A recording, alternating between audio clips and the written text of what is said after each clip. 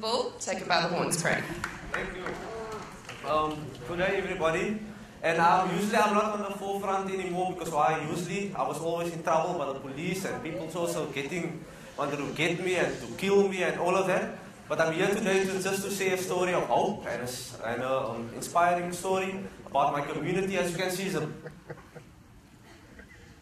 a beautiful community. We also have the sunset on Bridgetown, but at the other end, we also got the sad picture of Bridgetown.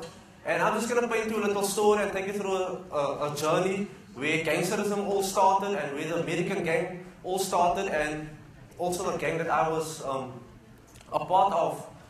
And just 40 years ago, there was 4 guys that wanted to build a community. They wanted to do good with sports, and they started a soccer club. And it built from there to a whole soccer league. And there was one guy, he worked on sea, he came back. And he came back with drugs. And there was a whole community of people already. And he just sold drugs to that community. And that was the whole birth of the American gangs. And unfortunately, I was part of the American gangs for more than 8 years. And I was prepared to die for this gang. But I didn't even have a passport that time.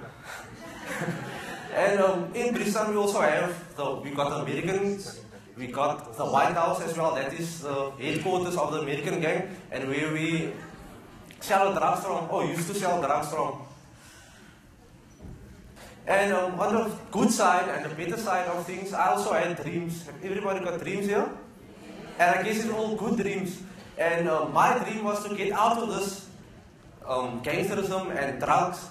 And I didn't tell my friends and my community that I want to come out of gangsterism. I don't feel for this anymore. It gets me into trouble. There's people getting hurt and all of that. So I needed a community where I could talk to and which I could express myself. And the slide is mixed.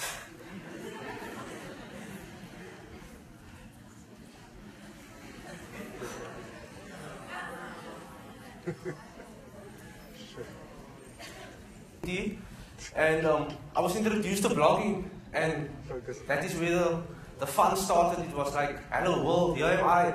And I could just express myself, I could just be free, and that was a whole new community for me where I could share pictures and where I could update about my life. And it's not about, I want to come out of drugs. It was more about what am I doing now on social media and how social media has empowered my life. And something just sparked with me when I saw all of the social media tools and what I can do with the social media tools. So there was like light at the end of the tunnel. I knew that there is a whole lot of people that is still involved in gangsterism, people that is involved in selling drugs, and they're still addicted into drugs. And on the social media tools, like people update, they want to commit suicide, they're feeling down, they're feeling low today. So I wanted to tap into that to see how I can reach people that's still on that platform or still at that place. And we created a drug advice and support system where we could reach out to that kind of people. And I got the slide here. Can't see, but this is just an example of a conversation. Currently, we are servicing more than 500,000 people, and we created like a system where we can engage with people that got a problem with drugs. If they need a rehab, they could chat to us. And we understood that people, they want to come out of drugs, but they don't want to talk to their buddies about it. They're more freely, they're more open to talk on it on social media, and that is how we brought everything together. And people just want a high. That is like something special to them. Like, you can't go to your friends and you're not loved by the people that you're with every day and that you're selling drugs and that you're doing bad. So people just come up just to say hi, and we say hi, and then you made my day, and it was just special. And then we also had social media was the birth of the social media factory. We understood our playing ground was social media where we took social media and we tapped into that part where we created the drug advice and support service. So we actually wanted to grow more because this was volunteers, people volunteering their time, giving advice and support to people out there, and they wanted to grow and sustain the project. And we created a social media factory where we're training 300 people in the social media factory, using them to do services for companies and organizations, like doing the event coverage, doing campaigns and social media strategies for them. So unemployed women and unemployed people that's at home that got a cell phone, they can make their food, but with a one hand they can tweet for a company and still at the same time generate a rand or two. And like this, ex-drug addicts and ex-gangsters, they all got excited about social media, and they literally took social media and took it into the world.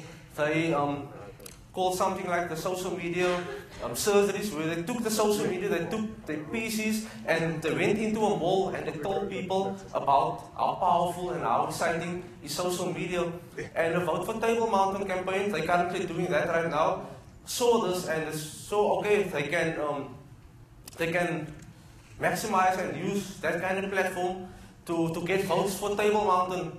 And we said, okay, we will go into schools and we will do this Vote for Table Mountain thing, but we want to encourage people as well, and we want to leave something with the kids. And currently there is being 3,000 emails created for matriculants. So they walked away just not with a vote, but they got the email address. I can remember when I got my email, it was like, I'm a businessman now, I got the email. You know that feeling? So there's 3,000 people, children out there that got emails, and that was just awesome. And we also do social media training for companies, and the people that is using, you must just remember the people, our people in the factory, they knew nothing about computers, nothing about social media. In fact, one thing, they just wanted to steal one. That's all that they know about social media.